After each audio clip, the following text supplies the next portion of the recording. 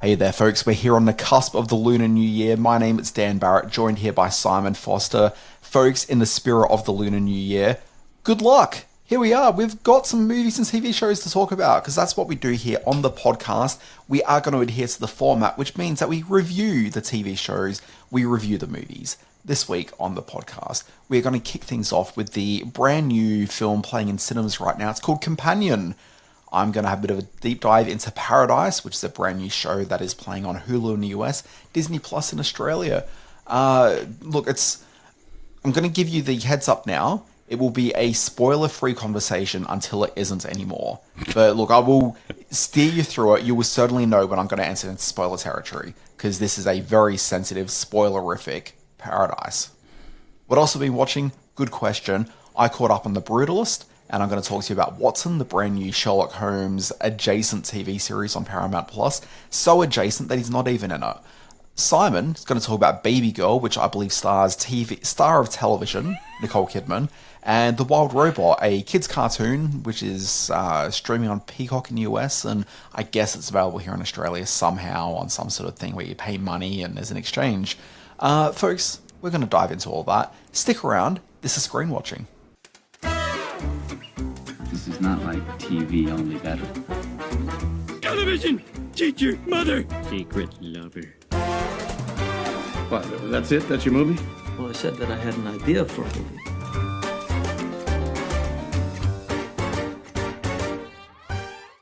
This is, of course, Screen Watching. Of course, I'm Dan Barrett. And of course, this is Simon Foster. Simon, you're swell? Question mark. Yes, I'm swollen. That's very true. I'm good to be here, Dan Barrett. Lovely to be talking to the screen watchers here and all around the world. I will take you to task for reviewing a show called Paradise and not introing it with "and I'll be running to Paradise" or "I'll run to Paradise," which is a homage to the great old song here, the great old Aussie rock song. Simon, yes, I think you'd find that if I was got involved in some sort of tomfoolery like that, I would probably lean more towards Phil Collins. And I'm talking about, Think Twice. And then we get into a bit of that business. Bit of Paradise, yeah. So many good songs with Paradise in the title. That's two of them. I mean, we could talk about Paradise by the Dashboard Light, which is, I think, very fitting for you and I with the sexual magnetism that I think really drives a lot of this podcast.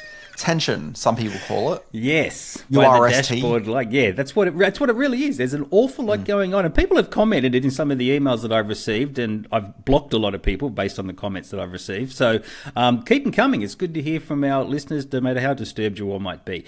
I don't really get letters as much as I just get phone calls with deep breath. Like, it's just a lot of... I know. And when they come at like 1 or 2 in the morning, that's very uncomfortable. That's it. And what's awkward is that it's you calling. Well, what else am I going to do at that time of the morning? Fair. Yeah. All right. Well, let's get on with this podcast. Plenty to talk about. Where do you want to start?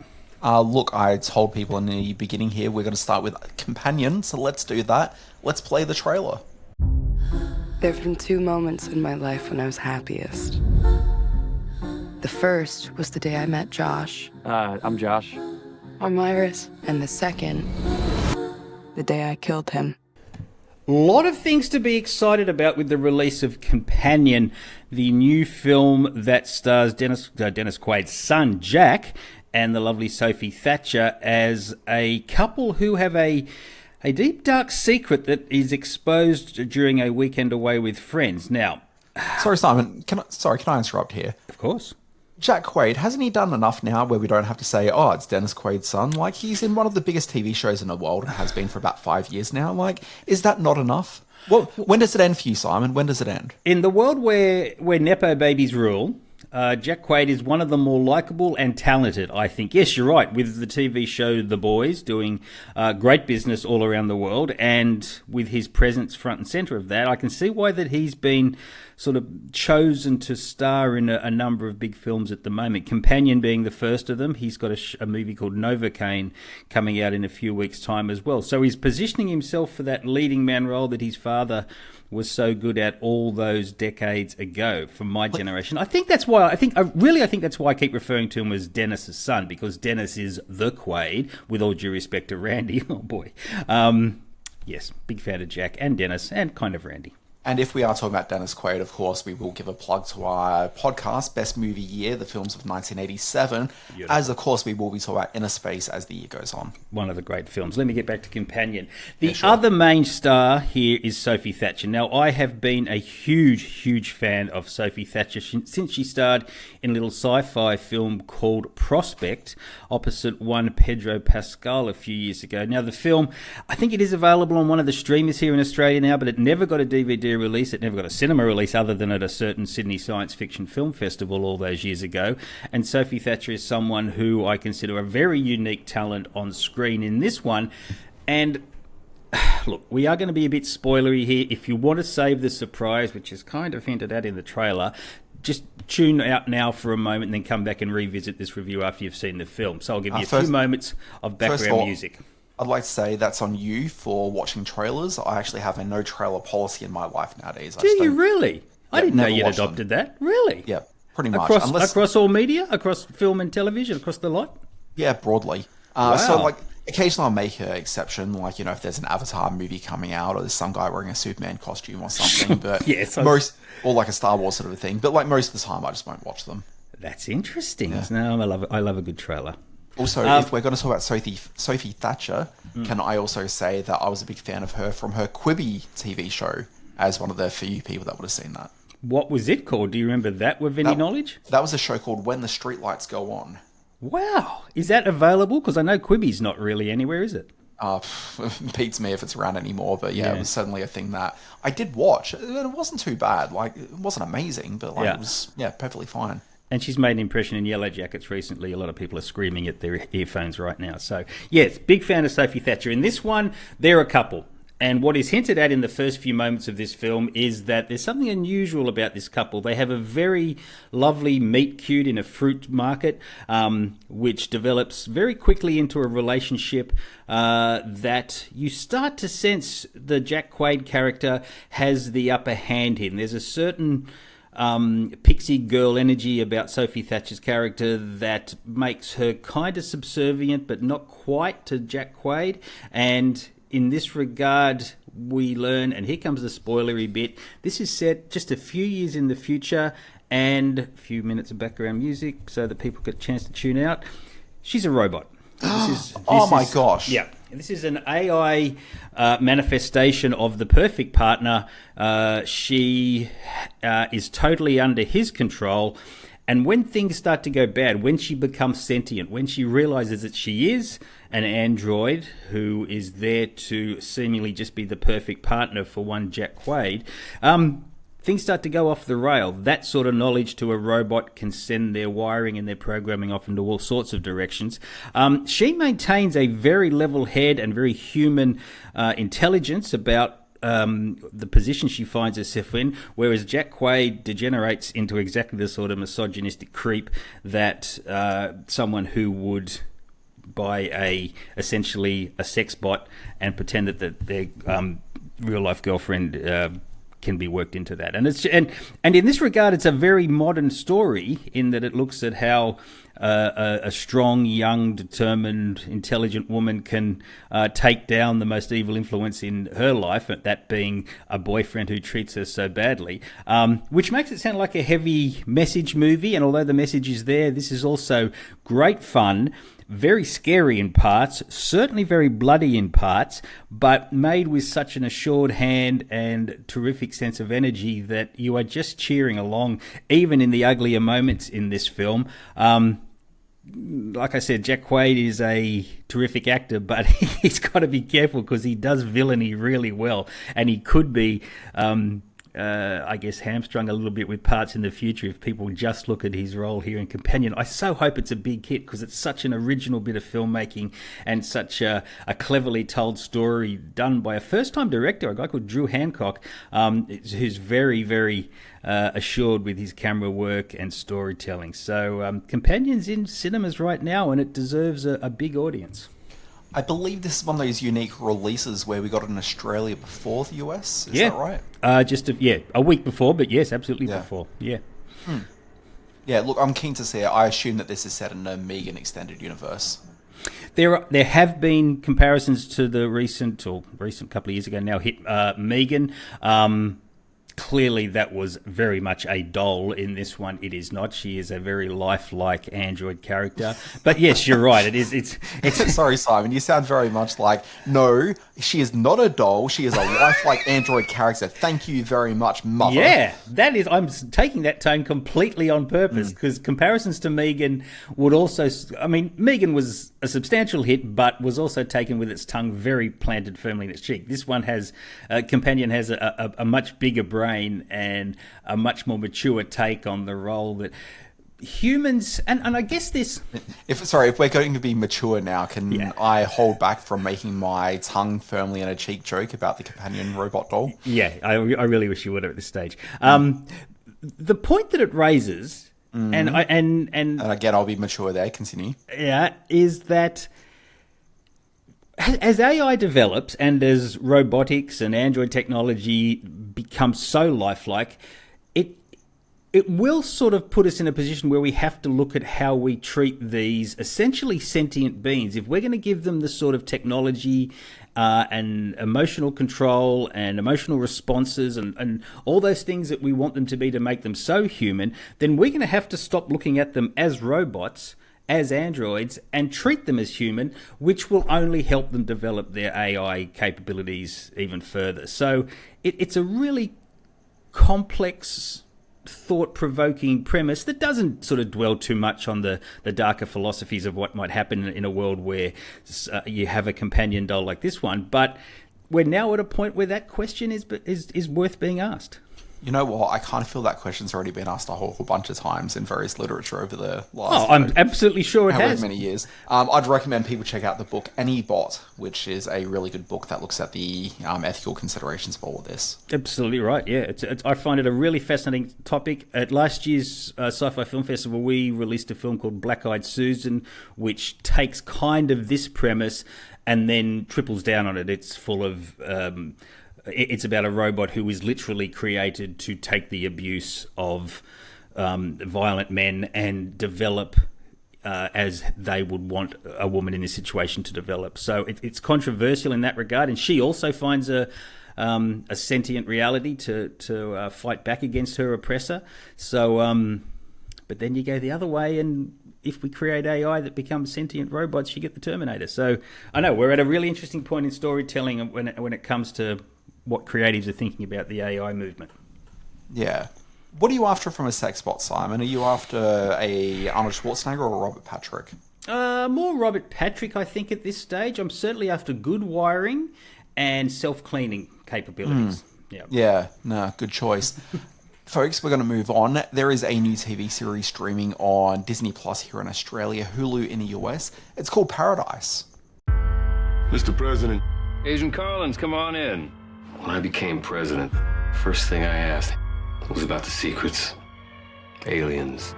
Who killed JFK? Out of every one of my detail, you're the only one I really trust. I'd like to talk to you about the future. Look, so I'm going to be really, really careful how I talk about this one because... Why? Okay, so... where do we begin? Okay. Here we go. So this is a series that's created by Dan Fogelman. Dan Fogelman is best known as the guy that created This Is Us. Mm-hmm. If you saw that series, you would know that there's a lot of fractured timelines that you're seeing within that, and the story kind of jumps around the place multi-generationally. In the very first episode, it isn't incredibly apparent that you're dealing with, as I recall, it's been quite a few years at this point, that you're dealing with some parents and then their adult children, and you're watching some timelines that are really quite dramatically out. And then I think that it was revealed in the first episode the father had died, possibly. I can't remember. There was certainly some, unexpected plot twist elements to the first episode of This Is Us. This is from the same guy. It stars Sterling K. Brown, also from This Is Us, and this is a show that plays around with fractured timelines. When we're watching the first episode, we see that there's Special Agent Xavier Collins. He is the head of the security team, the the Secret Service, who are there tasked with the protection of the former president. Okay, because we all know US presidents, once they stop being the president, they still get called Mr. President, and They have their Secret Service teams that sort of stick with them. So what we see is Xavier Collins being appointed to lead the Secret Service team, and we see over the course of the hour that he's been entrusted to stick with the president sort of post, leaving the White House. When you're watching this, I got about like a minute and a half into it, and I'm like, something's not quite right about this one. And about a minute later, I picked up on the gambit of it all. But from what I've read from other reviews, I don't think that's a common experience. I think it took people a little bit of time to work out exactly what the game was with this one. And I'm not going to reveal that for a moment. For a moment. Okay. I'm keen to hear what it is. Stick around, Simon, because I'm going to tell you exactly what it is. Because I'm throwing spoilers around everywhere. I hope you're playing that game as well. Okay. So, Sterling K. Brown, looking after him, and before the hour is out, and I'm going to tell you this because it's part of the official plot summary for the first episode, the president is dead. He's lying on the floor, and so there's a murder mystery investigation as to how this guy died. Right. Okay. So, as I mentioned, Sterling K. Brown, playing President Cal Bradford, is James Marsden. Also in the supporting cast, who you don't see very much in the first episode, but is absolutely in it quite a bit going forward. I got Julianne Nicholson, who plays his ex-wife, who is a very well-known, very wealthy billionaire. You've got Gerald McRaney, who plays his father. Okay, nice bit of casting. Simon, he's been around for 1,000 years. And Julianne Nicholson. I like to think of him as Major Dad, but sure, you do. Yes, and Julianne Nicholson, of course, from Fletch Lives. Yeah. I think probably worth noting that it's been a number of years since Adult Swim stopped doing their greatest TV events of all time. The first one, I believe, was Adam Scott recreating the Simon & Simon opening credits. I recall. And I noticed on YouTube the other day that it's been about 13 years since that came out, and I felt very old. Yeah, welcome to my world. Yeah. Also, as part of the cast is Chris Marshall, who people would know very well from For All Mankind, the Apple TV Plus space series. So she's the African-American astronaut who becomes a big deal from like season 2 onwards. I don't remember her being in season 1, but she may have been in there sort of briefly. Also, just as a bit of a quirky casting thing that some people might be half interested in, playing Xavier Collins' son is a young actor, like literally young, like he's maybe 5 or 6 years old. The actor's name is Percy Daggs IV. Now, fans of Veronica Mars will know the name Percy Daggs. So his father, Percy Daggs III, was one of the supporting cast members of that. And how can you not recognise Percy Daggs as a name that comes up in your opening titles? That is a great name. I'm going to be hashtagging that and having all Percy Daggs followers, all generations of Percy Daggs followers tuning into this website. Look, absolutely. So look, that's the premise of the show. And just to give a top-level thing, it's very good. It's got some really great sort of cliffhangery elements to it. And I think that once you get into this first episode, you're there for the 8-episode first season, and it's something that's envisioned to be a 3-season run. Okay, so that's the non-spoilery take on this. All right, hit me with it, baby. Okay, I'm giving people a moment to step away and watch this. Background music. Okay, we're done. I'm not playing background music. That's too much editing. Okay, so what we learn... So in this first episode, we find out that Xavier's a little bit pissed off at the president. Right. Okay, and we don't really quite understand why, but there's certainly some tension between the two.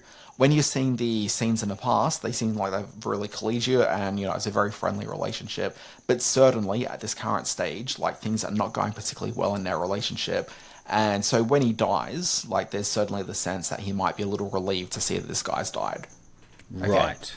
Now, what's taken place, as you learn at the end of the first episode, the one thing I probably didn't really sort of share about this is that they are living in what seems to be like a gated community. Okay, and the gated community, for people who love their backlots, is the Warner Brothers backlot. So the opening sequence has Sterling K. Brown literally running through Stars Hollow from Gilmore Girls. It's very funny. I'm like, wait a sec, I stood there once. So look, call back to a past Best Movie Year episode that if you know, you know. Yeah, absolutely. But unfortunately, the Lethal Weapon house has been, pulled down at this point. So we don't see him run past that, which is very unfortunate. But you do see him run through Stars Hollow, and I had a bit of a chuckle at that. But it is this gated community, and when I said that I'd worked out the gambit on it, I was sort of hedging my bets in 2 ways. Either one, we're looking at a Truman Show-like world that's been created. Ah, interesting. Okay, or we're under the dome. And now, it's not technically either of those, what we find out is that there has been some sort of large catastrophe that's taken place. Within that, Special Agent Xavier Collins' wife was killed as part of it all, much like most of humanity was. And what we're watching is the 25,000 people that are left to, continue mankind in a large dome type thing under the ground. Now, this rattles my mind because I watched the trailer for this and I thought, Dan's doing another procedural, another sort of 24 kind of thing. So now it's got this whole sort of speculative future element to it. I am on board this. Yeah, so this is 24 meets The Truman Show meets Under the Dome meets Silo, effectively. Wow. Yeah, and so I've only seen the first 2 episodes. There's 3 episodes available now. I would have seen the 3rd one by now, but Simon's making me record about 2 days early this week, so I haven't had time to see the 3rd episode yet. Okay. But from the first 2 episodes, the 2nd episode is a flashback, and we start seeing the story from the perspective of the Julianne Nicholson character as she, as a billionaire, is going forward to create this large space, and we kind of find out her motivations on that to a certain degree. Okay. Anyway, it's really interesting. It's really propulsive. The giving away the gimmick of it, so that's not going to ruin the show for anyone, I don't think. No, it's enhanced it for me. Yeah. I mean, it's going to get you in the door. But anyway, that is really interesting. It's really good. This is a show that I don't think was on a lot of people's radars. It's an original concept. Okay, so it's not like people know about the book series that, a bunch of nerds may have been across in the past. But I guess the one thing to really take away from this is that it is a Dan Fogelman show. If you watch This Is Us and you're like, you know what, this can be a bit schmaltzy and just a little bit on the nose, you're going to find a little bit of that taking place in this one, even though it's a much bigger sort of sci-fi-ish conceit. Okay. The other thing I'd say is, if this seems a bit out of step for the guy that created This Is Us... That's what I was about to ask. What's he got in his resume that suggests he can pull this off? Well, keep in mind, he's got a pretty varied history. Yeah. But the thing probably to look at the most was a 2012 sitcom he did called The Neighbours, not to be confused with CBS's The Neighbourhood, which is an entirely different show. But The Neighbours, as I'm sure you'll probably remember, was about a guy who his next door neighbours turned out to be aliens from outer space. Yep, I remember all that. Yeah. Okay. I mean, who could forget? Also, terrible, terrible, terrible show. Yeah, it wasn't great. Wasn't great at all. All right. Stephen Dennis was good in it, though, which I remember fondly. Stephen Dennis was in it? That might have been The Other Neighbours. See what I did there? And you didn't go with it? This is what happens. Okay, sorry. This is what happens when we record late night podcasts. So you miss good material like that. That's the reason. All right. Yeah. Okay. So where do we see this show? And which I will be watching. Paradise, which dropped its first episode as a surprise drop early on the week. So I think Sunday evening it started being made available. And then the next 2 episodes dropped literally in the last 24 hours. Sorry, I should say that it's Wednesday night as we record this. So, yeah. So that's good. There's 3 episodes for you to watch now, and it's quite good. 2 reviews in, we've been very positive about both of our reviews. What you need to do is ask me that question now. Okay, Simon, ASL question mark. What's that mean? ASL question mark. What did you do on the internet in the early 2000s? Age, sex, location. Oh, okay. Simon, I don't know what that means. What else have you been watching? Good question. Okay. Also in cinemas this week is TV star and wannabe movie actress BABYGIRL with Nicole Kidman. One day she might make it, Simon. One day. Okay, in this one she plays a corporate CEO, the very stern boss of a big company, and into her life stumbles an intern, played with a certain degree of charm by Harris Dickinson. Now, Harris Dickinson is maybe not a name you're remembering for everywhere, but let's rattle off some of his credits, and you might recall where you've seen him. He was, of course, in Triangle of Sadness. Oh, that's interesting. I forgot he was in that.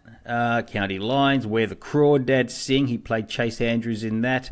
And A Murder at the End of the World, in which he starred opposite Emma Corrin. So, what you have now is him playing this strapping but kind of goofy intern who has a kind of a meet cute, but also in a dark kind of way, a moment with Nicole Kidman. She is a woman who's happily married to Antonio Banderas, and who wouldn't be? It's Antonio Banderas. But I think you'll find it's pronounced Antonio Banderas. That's exactly how it's pronounced. Thanks for the correction.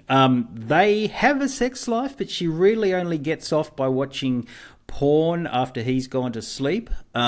She has this sort of longing within her that is hinted at in a voiceover in this film, that Harris Dickinson's character, Samuel, is about to release in... And this is maybe where I have some issues with this film, in a manner that is presented as some of the most debauched and sort of fringe sexual togetherness that you've seen in an American film, but in real life it's kind of a bit lame. I mean, lapping milk at his ankles and doing things that make her want to wee and stuff like that. You know, yes, it shocks and it sort of catches you a bit by surprise at the lengths to which Nicole Kidman is willing to go. Well, I was going to say, does that only shock because it's Nicole Kidman? Is that the only thing?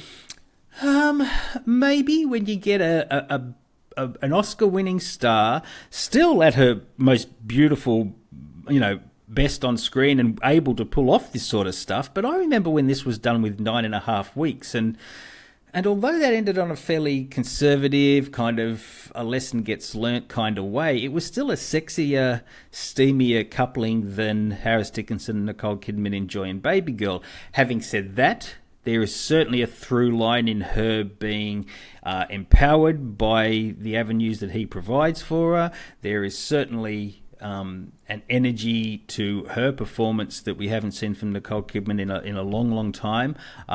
It's a brave performance, and the material kind of allows her to be that way. But is it an important film, or is it one that really sort of challenges in the way that it wants to challenge you? I don't think it is that important. It's actually a lot of fun, and it has some funny moments, and you realise when they're doing some of these things, you are meant to laugh at it a little bit, which we did, and we had a good time watching it, and I'm glad we saw it. But was it the red hot, steamy, real life 50 Shades of Grey sort of world that maybe the trailer is, and there's that word trailer again, is professing? I don't think it is, but certainly, if you're in the mood for something a bit saucy, then check it out. But I mean, wasn't 50 Shades just a little bit lame in itself? Oh, absolutely it was, yeah. It played very seriously with some of the most tame sort of white bread sexual antics that, you could see on screen. But, and this one goes a little bit further. This isn't specifically for the multiplex crowd. This is an A24 film, and they're willing to push the boundaries a bit, and they do that on some occasions. But it's still very mainstream America in the way it presents its sexuality. Yeah, the film that I kept on thinking about when I've seen the materials around for this one is Secretary, the film from back in the day. How does that stand up? Because I mean, that film, I don't think it was incredibly crazy wild with its sexual explicitity, but I think it was certainly on the boundary of what a lot of people are comfortable sort of experiencing on the screen. Yeah, I think that's a great comparison. I was a huge fan of Secretary, James Spader and Maggie Gyllenhaal doing what they do on the screen. I thought it had a much more truthful ring to its urgings and its sexuality and its needs than Baby Girl ever does. I don't think Baby Girl is willing to take its version of what's the word? Niche sexuality too seriously, whereas I thought Secretary did and presented it in a really interesting way. Once again, there was a lot of talk that Nicole might have been, just for the bravery of taking this role, might have been an Oscar contender, but the film just fell off the charts. It fell out of everyone's thinking in the US upon release. So we'll see how it does. But it's a brave performance in another very important film. Yeah. Speaking of A24 movies, I got along to see The Brutalist, which is still, I think sneak preview is still around, or is it actually in wide release now? No, it's gone out there. It's in release. Yep. Yeah. But anyway, I saw it on the 170mm print that we've got here in Sydney, which I don't know, how did you watch it? Did you see it on that? Yes, and you're going to make me say the name of the cinema, which I have trouble with, the Randwick Ritz. I'd say the Ritz Randwick, but sure. Sure. I hate those two R's together, and the W in the middle there just kills me. But yeah, I saw it at 70mm at the Randwick Ritz. Yeah. Look, I mean, it's I think quite easily like Sydney's best cinema, but yeah, you know. And the film? The film, I'll admit, I was a little apprehensive going into it. So all the marketing around it, a lot of the conversation, makes it just sort of seem a little bit too austere. I mean, this is a movie that is about a Hungarian immigrant, but thematically it's really about architecture and, as we know from the title, you know, brutalism as an architectural sort of movement. And you hear that and it's like, oh my God, this just sounds like the worst sort of Oscar bait in the world. But it's actually a very genuinely sort of human, entertaining movie. It's funnier than you'd expect. At times, it's a little sexier than you'd probably expect it to be as well. Like, this is... I think it's... Like, you were not crazy about the movie. I think you liked it, but you weren't, like, dark. Oh, no. It was a film that asked a lot more questions than it answered for me, and I spent a lot of time thinking about it. I'm a huge admirer of the film. It's not a film that I warmed to in the way that I warmed to There Will Be Blood or Warren Beatty's Reds, which has a similar sort of scale to it. But no, I'm a fan of The Brutalist, I think, for sure. Yeah. Look, I saw this, and if it wasn't for Conclave being the movie that sort of touched a lot of buttons for me, like, The Brutalist is by far the best thing I've seen in months. Like, it's really good, and it does go for 3.5 hours, so, like, it's quite a commitment to get along to see it. But I was going to say, like, I made it to the first intermission, and I was a bit surprised the time had flown by that quickly. And then a lot of people commented how they could hear you weeing like a racehorse at that point in the. Actually, that was what was a bit weird about it. So I'd gone into it thinking, hey, look, there's an intermission. This is fantastic because I've got the bladder of an infant. Okay, but I managed to make it to the intermission. I didn't really need to go to the bathroom. Like, I did because, it's just common sense. It's like, have you gone before we got in the car? It's like, yes, Dad.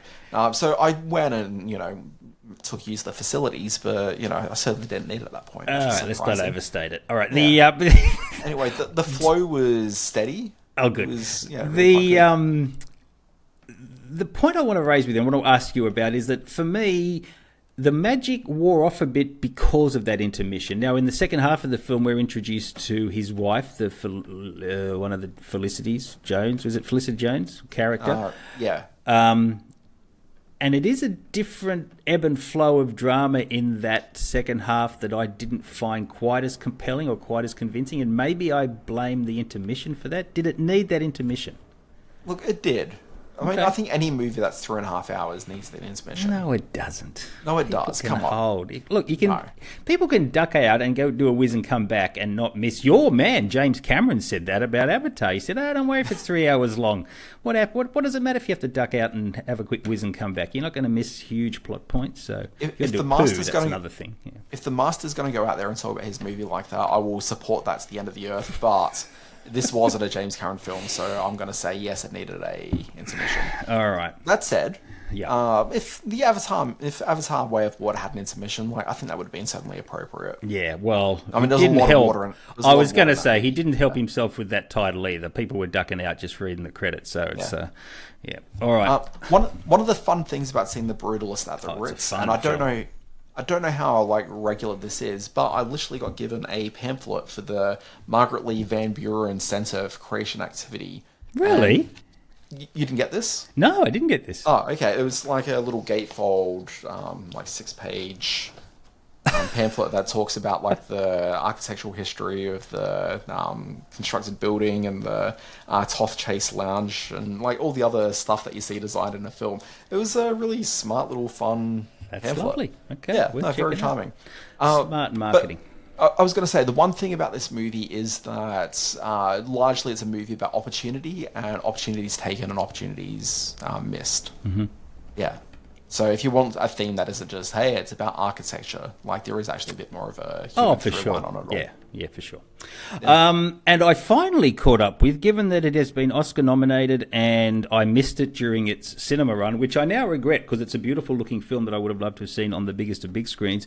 The Wild Robot is indeed on one of the streaming platforms. I can't remember where I watched it. It is based on a very successful children's book and features Lupita Nyong'o, who was sitting next to Will Smith when he got up and slapped Chris Rock. But she's done other things, of course. But she is the voice of the robot who lands in the middle of the forest, and then through some very clever technology is able to understand the foxes and the bears and the elk, and most heartwarmingly, the little gosling that she rescues. Well, doesn't really rescue. After killing the whole family, he rescues the egg, and it's very sad.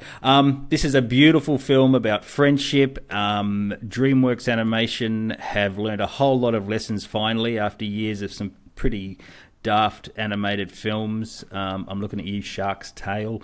And they've finally made what I think will be considered an animated classic in years to come. It overplays its ending a little bit. The heartstrings are tugged maybe just a little too hard. The strings on the violins are strummed a little too high-pitchedly. But in every other respect, this is a really, really lovely film. And while Flow, the animated film about the cat, is maybe the front runner for the animated Oscar, I'd have no problem with The Wild Robot winning that category. So very sweet, beautiful to look at film. Yeah, it's interesting we talk about Flow this much on the podcast. There has been a lot of Flow talk, hasn't there? Yeah. The way of water. Yeah, it really is. Hey, the last thing we'll talk about this week is debuting on Paramount Plus here in Australia, CBS in the US, is the new series Watson. This is a television program that asks the question, what if Watson was the incredibly handsome Morris Chestnut? And we don't have Sherlock Holmes in the series at all, but instead, what if Watson went to, we'll say Europe, hang out with Sherlock Holmes for a while, came back home to his ex-wife and his, professional work as a doctor, and in the spirit of any CBS medical procedural, he's not just any doctor, he is running a team of 6 people who, like Dr. House, investigate why people are sick, and, there's mysteries as to why these people are being hired specifically. Wait a minute. So this hasn't got anything to do with... Just like Arthur Conan Doyle had intended. Yeah. Okay, all right. This is strange. It's I thought this was a full nonsense. I thought this was a full Sherlock Holmes sort of reboot type of thing. No, it's Dr. Watson by name only. But spoiler alert: in the last 30 seconds of the first episode, we suddenly see the man that we saw go off the side of a cliff with Sherlock Holmes from a distance. So that way we don't actually know who the actors are if we're ever going to see them. But Moriarty is back, and I'm sure we'll see him in episodes going forward. But the one thing I'll say is that Moriarty, they have, stunt casted, and it is a very unexpected actor in the role of Moriarty going forward, which almost makes the show interesting. Almost. Wait a minute, I'm so confused. Why do Morris Chestnut spin on Watson? I mean, that's good, but I don't think Morris Chestnut's core demographic really knows who Holmes or Watson's or Moriarty is. What's irrelevant? Yeah, exactly. What is the point? There is no point to any of this. Right, okay. It is complete nonsense. Okay. That said, if you want a show that's a bit like House, go for it. What I think is House, more like it. What I think is really interesting about this is that CBS a couple of years ago had another show called Elementary, which again was did they gender flip, or it was maybe just Watson that was gender flipped? I think it was Watson that was gender flipped, and it was Lucy Liu playing the Watson character. Okay, yes. Okay, anyway, obviously it was all nonsense in the same way this is nonsense. But the guy that was the showrunner of that for a whole bunch of seasons is the guy running this program. What is it with this guy and Sherlock Holmes? Let him rest, dude. Exactly. Yeah. Read another book. Look, the show is just stupid. All right. Okay. Yeah. Well, on that wonderfully upbeat note, I think we should wrap up this podcast. I'm Simon Foster. You can see my work on screen-space.net, which is undergoing some changes, as I've mentioned before. And you, Dan Barrett, you're all over the Substack. Yeah, sure. Folks can find me at alwaysbewatching.com, which is a Substack newsletter that comes out 5 days a week, and then there's a bonus TV guide that also comes out. Occasionally I'll also publish some bonus interviews, which is yet another email clogging up people's inboxes. But the general newsletter has all the stories about TV, streaming, and movies that people might need to understand what's going on on a daily basis. But where a growing number of people are seeing us do some of our best work is on the Best Movie Year podcast, the new podcast we're doing where we look at films from the year of 1987 And after 100 of those films, we're going to decide whether 1987 was, in fact, the best movie year ever. Dan Barrett, can you run off some of the titles that we've already talked about to some acclaim? Look, we talked about the film The Stepfather. Good. That was a pretty good one. Tin Men is the film we talked about last week on the podcast. Good chat. And those are the only movies I remember at this point. Started with Nell and I. We've had Some Kind of Wonderful. We did one of the Nightmare on Elm Street films. Can't remember which one, but we both quite liked it. Number three, yes. The Dream Brigade of Warriors, Stallions or something. The Wild Stallions. The Wild Stallions. The Kruger Stallions, it was known as. Yes, so do tune in where you get any of your podcasts. Platforms delivered to you. Find Best Movie Year from Dan and Simon. If I can help, Raising Arizona, Angel Heart, Some Kind of Wonderful, Lethal Weapon, Nightmare on Elm Street 3, Dream Warriors, Over the Top, the arm wrestling movie with Sylvester Stallone you didn't realise you needed, Mannequin, Light of Day. Mannequin, of course. Yeah. Did I mention Raising Arizona? I might have. Right at the top, you did. Outrageous Fortune.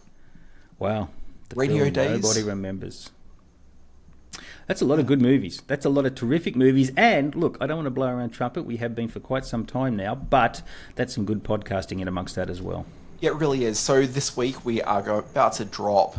We talked about Tin Men last week, and that means that this week, what did we talk about? I've got to edit this. Evil Dead 2. Evil Dead 2. We're into the right. groovy. We're into the Evil Dead 2. That's right. And then next week we'll be talking about Burglar. The Whoopi Goldberg comedy from the writer-director of the first Police Academy movie, Hugh Wilson. Wow. Okay. Talk it up. Okay, all right. Well, let's get out of here, Dan Barrett. It's good talking to you. Good. Thanks for listening, Screen Watchers. Bye-bye. Folks, this has been Screen Watching. If you like the podcast, please like it. If you really like it, tell people about it. Share the word. And of course, you can find us anywhere you get a podcast or over on YouTube where you can watch the video version of the program with clips edited in. It's a full visual feast, this podcast.